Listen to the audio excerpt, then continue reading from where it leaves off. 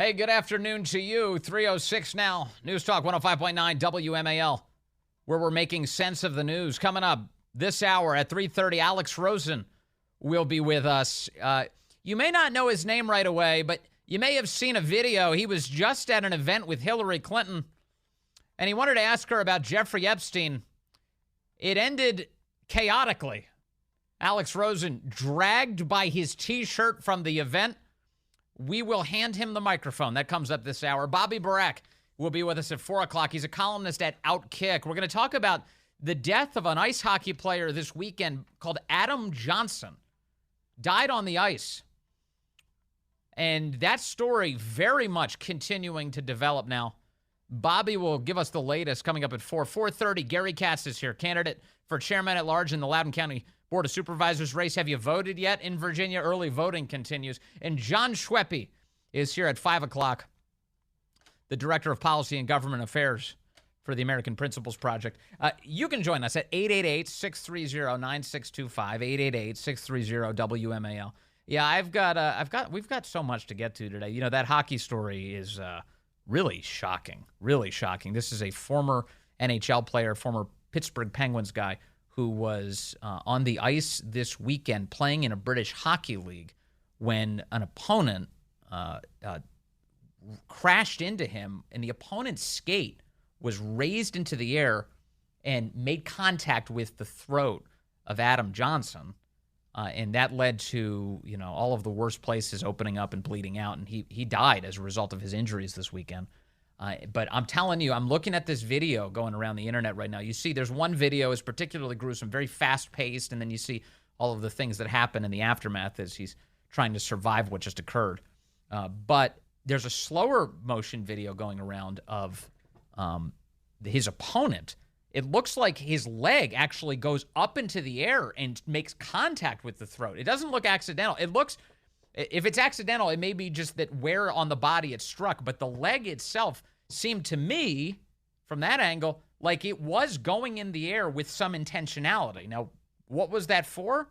Well, I don't know. We'll discuss with Bobby Barak, but you know, maybe the guy was trying to create some space with a dirty move just to push his skate against the guy's chest or something, but he struck really high, and a man's life is over.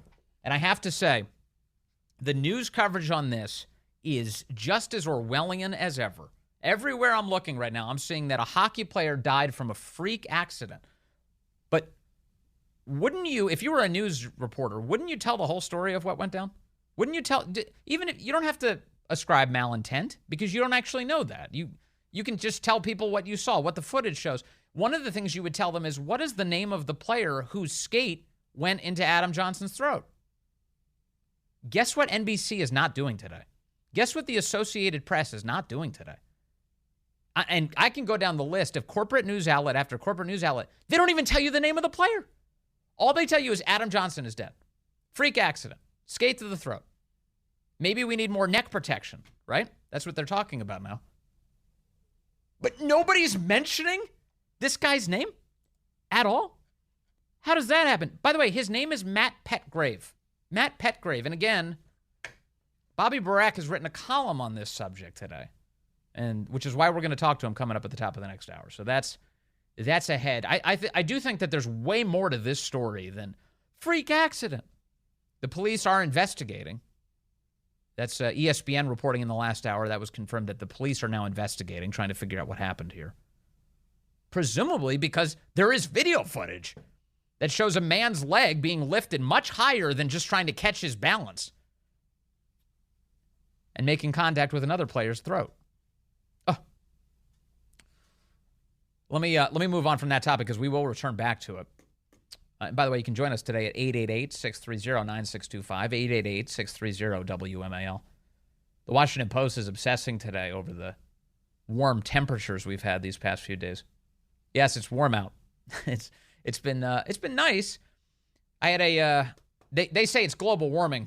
It's obviously global warming. This run of warm temperatures in late October. Headline, 5 days of 80-degree weather so late in the year is very rare in D.C., says the Washington Post. D.C.'s average high in the last week of October is in the mid-60s, and it drops a degree every 2 or 3 days, yet each of the past 5 days has seen a high of at least 78 degrees, averaging about 80, a first for late October and the second warmest stretch on record so late in the season. They say global warming is the cause. Human-caused climate change from urbanization and the buildup of greenhouse gases in the atmosphere, from burning coal, oil, and gas. Oh, they specifically have chosen their targets here. Coal, oil, and gas. It's increasing the frequency and intensity of abnormally warm temperatures. Mm-hmm. How come this doesn't work the opposite way? Whenever it gets really cold outside and some conservative says, boy, it's so cold, we could really use some of that global warming right about now. What does the left say to you? They say weather isn't climate, don't they? Weather isn't climate. Don't you look at a weather event and suggest that it's climate. What? Okay, so those are the rules when it's cold, but when it's hot out, that we're not supposed to say that? Now it's climate? I feel like you're changing things up on me for a reason. Let's see. Yeah, here's the New York Times, February 2019. Headline, for a climate reporter, a dreaded question. Then why is it so cold? Is the question. The answer, they write, is that climate isn't weather. Weather is what's happening over the short term. Climate is what happens over the long term, they said. The National Centers for Environmental Information, as part of the National Oceanic and Atmospheric Administration, say that weather tells us what to wear on a given day, while climate tells us what we should put in our closets. It's why you don't find many South Floridians with an extensive downcoat collection, they write. All right, so those are the rules on this. The upside to the warm weather, though, is this past weekend, I went out, my family and I went out, and we had one of these trunk or treats with our church. Are you familiar with trunk or treat? I wasn't familiar with this until late in life. I didn't know it was such a thing. But it's very simple, though. What you do is you get like a community of people together, typically a church, I think. I think these are mostly churches who do this. And you'll pull your car in, you'll pop your trunk open, or if you have an SUV or something, you'll open the back of it, or if you have a pickup truck, you'll open the gate, the bed, and you decorate the whole thing. You make it into a big Halloween-themed event. And so when people come up to your vehicle, when the little kids all walk by past all of the vehicles, they can pick up candy. It's essentially trick-or-treating, but it's trunk-or-treating. You get it? So we did this weekend, and with my 9-year-old girl, we had such a good time. It was actually hilarious. It's so fun. And I don't know what parents did it. I did not do it, I'll say up front, but I imagine some of them will put a little bit of adult libations inside of an unmarked container or something. But everybody's having a great time, right? Giving candy out to the kids. We decorated our car, and this may not come as a surprise to you. It came as a surprise to us. We got there. We decorated our car with a Harry Potter theme this year, which was pretty funny. It turns out everybody was decorating their car with Harry Potter themes. I don't know when this started happening. There must be a resurgence or something, because we've been doing these over the past few years. I don't remember all of the Harry Potter stuff striking at once, but maybe my kid's setting a trend or something. The other kids are all convinced that Harry Potter's a great thing now. So we did the Harry Potter car, and it was awesome. So my number one rule for my trunk or treat each year is it has to involve smoke, because I obtained a smoke machine a couple years back, and the only time I ever use it is for our trunk or treat. And I'm very big on the theatrics of all of it. I'll get a little converter box that I put into my engine. I'll connect it to my vehicle battery. The converter will stick out the front of my hood. I'll run an extension cord to the back of the car. I'll plug in all the electronics to include various LED lights and smoke, because I want the lights to show up through the smoke, that kind of thing. And then we did a backdrop of the Great Hall from Harry Potter. If you or your kids are familiar with this, it's just basically like their cafeteria, their magical cafeteria with candles that are floating. And what I did was I had the back of our SUV, I had the top of it sticking out over the top of this photo backdrop of the Great Hall, and I had a bunch of floating candles hanging down from the back of the car. And it's great. All this Chinese-made crap, you can light it up really easily, stick some batteries in it, and it's all floating there. And then we set up a little picnic table in front of it. We covered it with a little tablecloth, made it look like wood. Then we put a bunch of charging plates on it and some plastic gold goblets. And then we filled everything with candy so that when the kids came by, they could grab candy off of a table from the Great Hall of Harry Potter's magical world. And then my daughter, of course, appointed costumes for each of us. So I had to go as the headmaster Dumbledore. I have this gigantic beard on and a huge wig, and I'm so thankful that I don't actually have long hair in real life, because I spent the whole time like the sassiest lady. I took my wand that I was holding, and I kept pushing all the hair out of my face. It was just like sticking to my eyes and my nose and my mouth. I'm like, I don't even know how you women do it. There's hair just everywhere. I'm just trying to get it out of my face. I've got these robes on and the wand, and it was great. I'm firing up my smoke machine every couple seconds. I got this little controller for it. The kids loved it. They all thought they were setting it off. The kids would walk up. I was like, go ahead, cast a spell. So they would all pretend like they were doing some sort of spell. Then the smoke would start billowing out. And then all of a sudden I had a crowd of kids. They were working my thumbs too hard because they all kept casting spells. They all thought they were making the smoke machine go off. And I'm the dummy who got that all started. And then what else? Oh, my wife dressed as Harry Potter. Good transgender theme. She dressed as Harry Potter. She did a great job. And then my kid, Hermione Granger, obviously.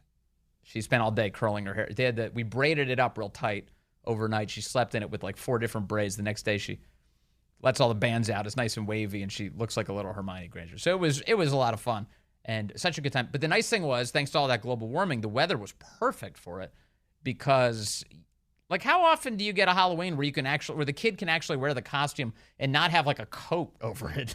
It's like, hey, I'm a Ninja Turtle covered in like a down jacket. No, that looks awful. You want to wear the costume and look good. So the kids all got to wear their costumes. That was neat. Although they do say the temperatures are going down tomorrow. We're going to get some cold. The cold front is moving in this evening, and things are going to start chilling up quite a bit for the start for Halloween tomorrow, and of course the start of November. But man, that was a tremendous amount of fun to do that. So if you get the opportunity, have a little fun with it. All I know is next year for Trunk or Treat, I will have a smoke machine. It's the only thing. I don't know. There's no other use for it. I park it every year. I mean, what am I going to do? Maybe I can start doing like WWE entrances when I get home or something. We get the smoke machine go. Daddy's home. The smoke pouring into the house. No, we'll just use it for Halloween. That'll be fun. But that's the starting point. That's the only thing I know I'm using next year. Last year we did Jurassic Park. It's cool to have the smoke machine for Jurassic Park. My kid was an inflatable dinosaur last year. Have you seen these costumes, the ones with the fans inside of them? They put a little battery-powered fan, and you start it up, and then the whole costume puffs up. Like, I don't know. How do I describe it? I mean, it's just ridiculous. She's running around this hilarious dinosaur. And, we did Jurassic Park then. It was a lot of fun. All right, hey, coming up, I've got some details for you on everything that's breaking, including as ground operations do begin in Gaza. The Israelis are moving in. Hamas is releasing hostage videos now in very tightly controlled, scripted situations, of course. We've got Alex Rosen joining us coming up just minutes from now. He confronted Hillary Clinton at an event for the single meanest member of Congress, Sheila Jackson Lee, this past week. And Alex Rosen had a very simple question. It was about Jeffrey Epstein. And that did not go over well. That was... They literally dragged Alex Rosen out by his T-shirt. What was on that T-shirt, by the way, Corey? Did you see the shirt that he was wearing? It looked like it said something Pride on it. It was? Okay, we'll find out more. If we don't know the answer specifically, we'll ask Alex Rosen. He's coming up here just minutes away. Hold tight. It is 3:20 now. Apparently, Joe Biden was talking about artificial intelligence today.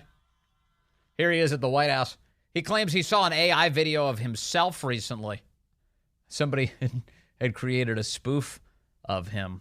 There are funny Joe Biden AI videos. Have you seen any of these? They're like he's like playing video games with Donald Trump and Barack Obama, and the two of them all three of them are all talking over voice chat to one another, and and Biden has no idea what he's doing, and Trump and Obama are constantly making fun of him. It's pretty funny. But here's Joe Biden today saying he did see a video recently, a deep fake of himself. It's already happening. AI devices are being used to deceive people. Deep fakes use AI-generated audio and video to smear reputations, spreads fake news, and commit fraud. Oh, my gosh. Can the AI video speak in complete sentences? That'd be an improvement over the real thing. Spreads fake news and commit fraud. with AI, fraudsters can take 3-second, and you all know this, 3-second recording of your voice. I've watched one of me on a couple of times. I said, when the hell did I say that? But all kidding aside. Sir, that wasn't AI. That was a real clip of you. Remember that one where it was like, America can be summed up in a single word. Whatever it is that he says. How often does he see a video now and he says, did I really say that? No. That was AI, Jill says. Don't worry, Joe. It was just AI. Oh, okay. AI. It's, Joe Biden today. In much more important news, you do have Israel has decided to begin its ground offensive really a ground defensive into Gaza to take on Hamas. That is the big story you're seeing now across all of the news networks, and rightfully so. Reuters headline this morning, fierce clashes in Gaza as Israeli forces expand ground offensive. Fierce air and artillery strikes rang out in Gaza early on Monday as Israeli troops backed by tanks pressed into the Palestinian enclave with a ground assault that prompted more international calls for civilians to be protected. You know who else is calling for civilians to be protected? Israel.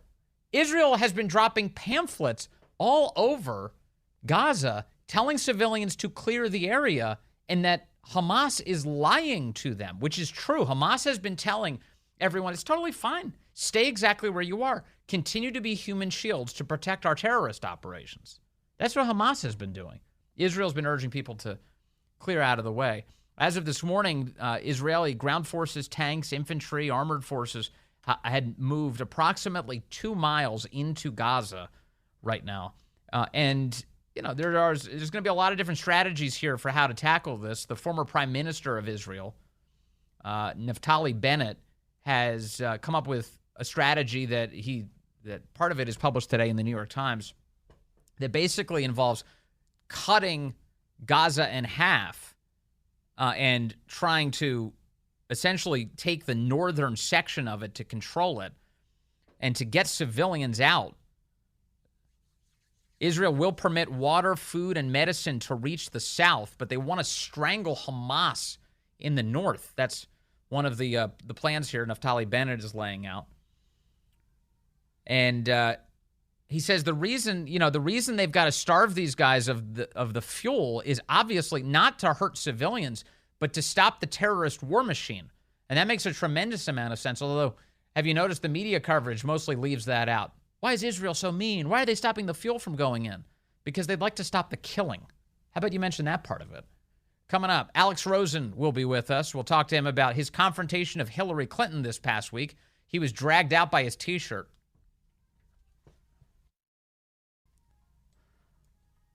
Hey, good afternoon to you. It's 3:36 now. News Talk 105.9 WMAL, where we're making sense of the news. Coming up on the program, 4 o'clock, Bobby Barack will be with us from Outkick. We'll talk about a hockey player killed on the ice this weekend. A skate to the throat, but nobody's naming the player, very few are, who did that, who struck Adam Johnson. We'll talk about that with Bobby Barack. What is going on there? Gary Katz will be with us at 4:30. He's a candidate for chairman at large of the Loudoun County Board of Supervisors. That's a pretty dramatic race. A lot to talk to about that with Gary. And then John Schweppe will be here at 5 o'clock from the American Principles Project. You can join us today, 888-630-9625, 888-630-WMAL. Now, I saw a video going around the internet, as these things so often do, of a man being dragged out of Hillary Clinton's rally for that mean old lady, Sheila Jackson Lee, the Houston mayoral candidate, current congresswoman who yells at her staff so much that they release secretly recorded tapes of her screaming at them. Hillary Clinton was there, and a man showed up. He's been identified as Alex Rosen, 23 years old. And here is Alex Rosen. What did he do wrong? All he asked was about Jeffrey Epstein. Take a listen. Then you want somebody who's going to get up every day. Hey, Hillary, why'd your husband visit Epstein Island 26 times?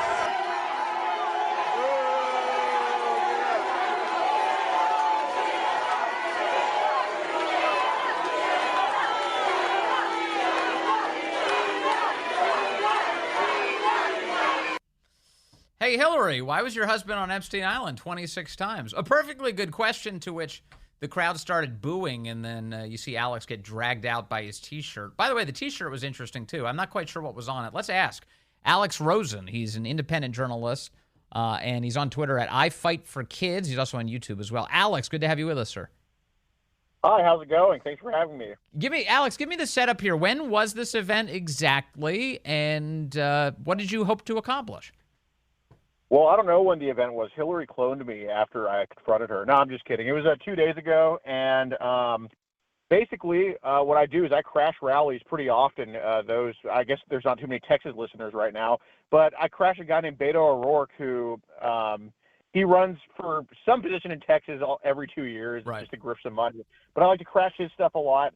So what I like to do is I like to just make politicians and public figures uncomfortable because they serve us.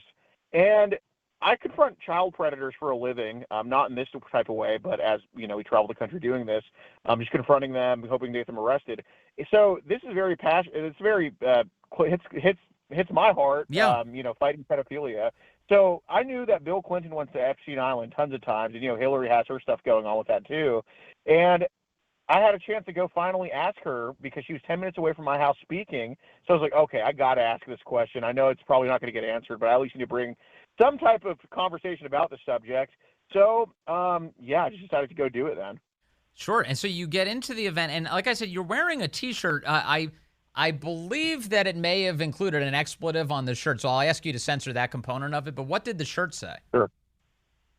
Well, it did have an expletive on it, but it was just a very flamboyant gay pride shirt that I purchased to go troll in 2022. And, I was just looking through my wardrobe to see what could be fitting at a Democrat rally. I was like, oh, I still have this shirt sitting around. So I wore that. Then I wore a hat that says, "Be patient, I have autism," because, you really got to fit in with these leftists. And, of course, it worked. And then I wore a mask, too, the COVID mask. And yeah, I blended in pretty well, even though I've crashed so many of these rallies before, and people wouldn't recognize me, and you can't really hide 6'4", but I still managed to blend in and do it. Were people excited about your outfit? Were they giving you fist bumps and things as you came in?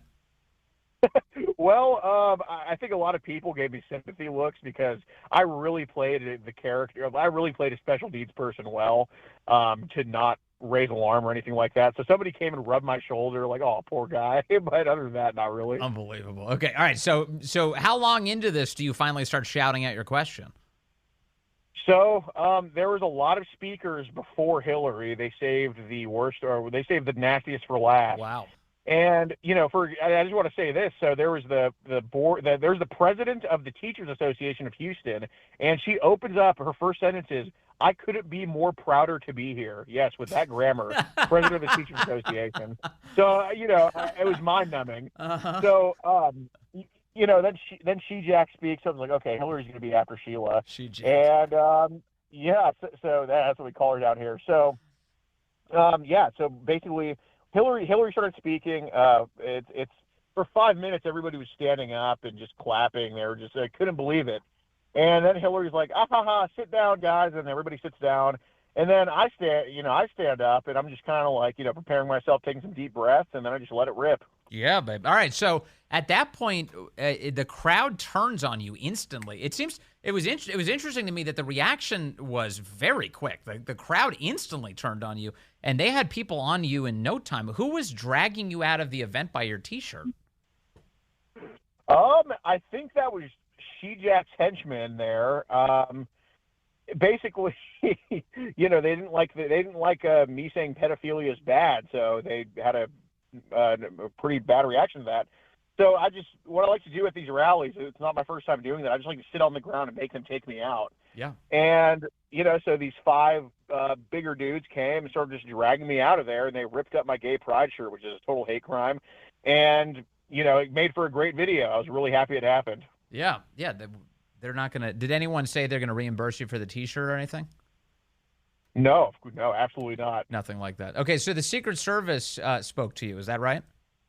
Yes. So when I got outside the place, this Secret Service guy comes up to me and he's like, "Hello, I'm with the Secret Service." And he had a thick Chinese accent. I'm like, "What the heck?" And, I'm like, okay. He's like, I just want to get some information. I'm like, nah, man, it's all right. Then his HPD detective comes up to me. He's like, hey, man, I'm with the Houston police. I'm like, all right, man, that's great, but I'm going to get out of here. And I just walk away, and that's the end of it. Okay, let me play. So I think this is the audio you're referencing. Here's the Secret Service confronting you and asking you for information. Well, that's great. I mean, I'm going to leave now. You gonna leave? Yeah. Hey, can I get some information from you? Absolutely not. Okay. All right, man. I'm not suicidal, by the way. Yeah, I'm not suicidal either. Totally love life, In fact, Alex, a couple hours later, you released this video making sure people know that you are indeed not suicidal. Hey guys, little PSA. I'm not suicidal, okay? Those red marks you saw on my stomach were not gashes, those were stretch marks. I'm not going to kill myself. So far it's been 8 hours since I've poked the belly of the beast, and so far I'm good. I am not suicidal, I swear. I am sorry that you lost that T-shirt, Alex. Though that was a good costume. You could have used that again. It really was. Amazing. It's just amazing. All right. So look, the underlying all of this, obviously, you're able to draw some attention to it, but it is true. I mean, you had Bill Clinton, and not just Bill Clinton, but people like Bill Gates, hanging out with Jeffrey Epstein all the time. And so the rest of us are supposed to pretend like that just never happened, or, oh, oops, they just didn't know. They didn't know that this guy was a pedophile. So, let's give him a mulligan on this one. But you're not giving the Clintons a mulligan, Alex, are you? No, not after 26 times. That's a pattern. Yeah, it seems like it. I mean, you've spent, you told me a moment ago, and Corey was filling me in on this, our producer, that you, on a routine basis, are actually confront pedophiles and have made that kind of an important feature of your life. Yeah, that's correct. I mean, y'all are in Washington, D.C., so an hour south of y'all, in Spotsylvania County and in Stafford County, we have 2 people arrested. And the guy in Spotsylvania County got 25 years. His name is Matthew Erickson, or Toby Erickson. His last name is Erickson. And then I got a guy named Thad Cooper who got arrested. I got to go to court for him probably soon. And, what we do is we pose as minors online. We travel the country confronting people, talking sexually to who they believe to be this minor. And we get them to admit to some crimes on camera, turn that over to cops. And, yeah, it's led to arrests in 43 states, including, I think, 8 or 9 in Virginia, and convictions in 27. We post those videos up to Predator Poachers on Rumble. That's PREDATOR space POACHERS on rumble.com, completely free to watch. Got it. So when you see the Jeffrey Epstein saga, can you identify, having been involved in catching guys like this, can you identify commonalities in his story? Well, it's a little bit different because, the people that we confront, they don't have like private islands, and right. They don't like have these amazing lawyers and stuff like that. But, they love to gaslight and they love to minimize their crimes. And the way we get them to admit to abusing real kids is just blaming it on the kid. So I'm sure that was pretty similar to Epstein. Yeah. And he had a whole grooming operation around him, which has been exposed now. Alex Rosen, thank you very much for confronting Hillary Clinton. My guess is, by the way, that she never answered your question in any capacity. No, not at all. Yeah, I didn't think so. All right. Thank you, Alex. Really nice to talk to you today. Thank you, sir. Thanks, you too. That's Alex Rosen, an independent journalist and Hellraiser, who just went to can you imagine going to an event for Hillary Clinton and Sheila Jackson Lee and thinking, this is going to be the highlight of my year. This is going to, unless you're Alex Rosen and you're there to demand answers to real questions. What is going on with your life that this is the big event? Can't wait to see these two together. It's just amazing. There was we did have audio last week of somebody else confronting Hillary Clinton and demanding to know why she is just like a crazy war starter, right? And she just kept yelling, I'll talk to you after. I'll talk to you after. Remember that? So it's nice to see people finally giving Hillary some crap, right? I mean, how many years have these people been able to go to these events and no one heckles them?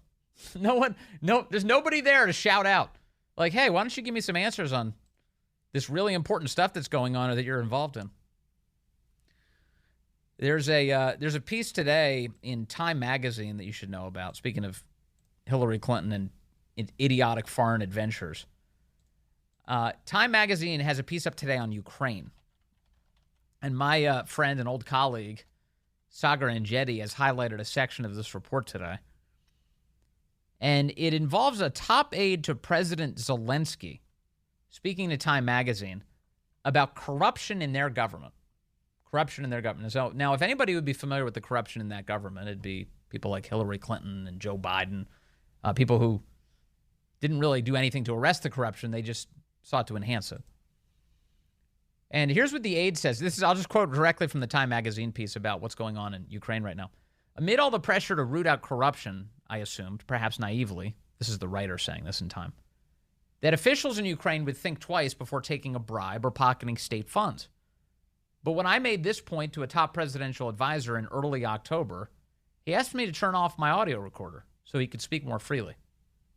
Simon, you're mistaken, he says. People are stealing like there's no tomorrow, end quote. Even the firing of the defense minister did not make officials feel any fear, he adds, because the purge took too long to materialize. The president, that would be Zelensky, was warned in February that corruption had grown rife inside the ministry. But he dithered for more than 6 months, giving his allies multiple chances to deal with the problems quietly or explain them away. By the time he acted ahead of his U.S. visit, it was too late, says another senior presidential advisor. Ukraine's Western allies were already aware of the scandal by then. Soldiers at the front had begun making off-color jokes about Rezhnikov's eggs, end quote, a new metaphor for corruption. The reputational damage was done, says the advisor. So what you have here, in the midst of all of this chatter right now about do we send Ukraine another, $60 billion? What out of the $100 billion that Biden wants to send all over the place to Israel, to Ukraine, to accelerating foreign nationals illegally into our country? That's all in the $100 billion package that he's proposing. He just gave a big national address on that subject from the Oval Office. The majority of that money is supposed to go to Ukraine. And here you have in Time magazine a top aide to President Zelensky telling a reporter to turn off his audio recorder and then saying that the people in the Ukrainian government are, quote, stealing like there's no tomorrow.